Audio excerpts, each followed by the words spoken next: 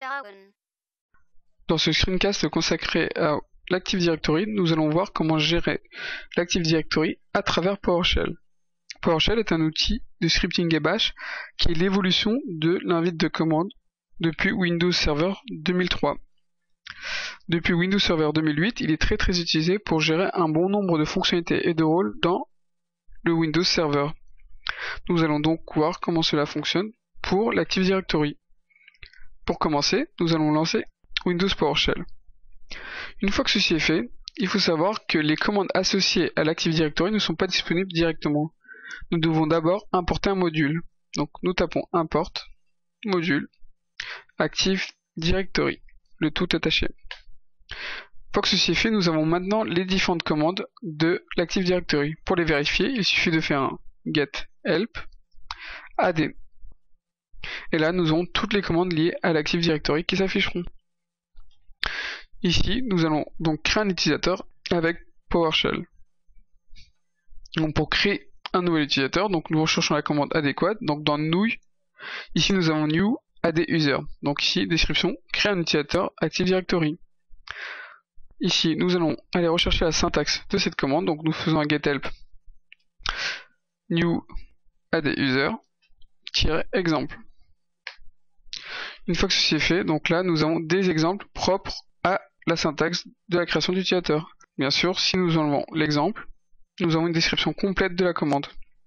Avec la syntaxe, comme vous pouvez le voir, il y a énormément de critères possibles lors de la création d'un utilisateur.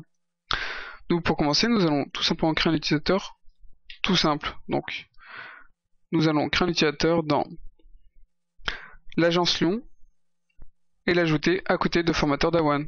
Sauf que cette fois-ci, ce sera commercial Dawan. Donc, nous allons faire donc un new add user. Une fois que ceci est fait, espace, donc le nom, ici, commercial Dawan. Ensuite, il faut mettre en argument, donc, le chemin où je vais créer l'utilisateur. Pour trouver ce chemin, vous pouvez aller sur Agence Lyon, faire un clic droit propriété. Dans l'éditeur d'attributs, cherchez le distinguish name. Ici, vous avez donc le chemin du dossier. Et donc, ici, pensez bien à copier. Et là, nous faisons un clic droit et nous avons donc le chemin qui s'affiche directement. Une fois que ceci est fait, nous fermons les guillemets et nous faisons entrer. Donc là, nous n'avons pas eu d'erreur particulière.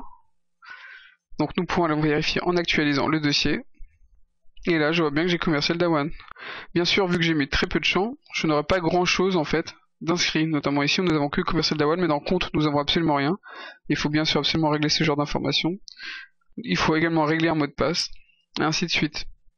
Voilà, nous arrivons à la fin de ce screencast consacré à l'Active Directory, dans lequel vous avez vu comment gérer un Active Directory avec PowerShell, notamment pour la création d'utilisateurs.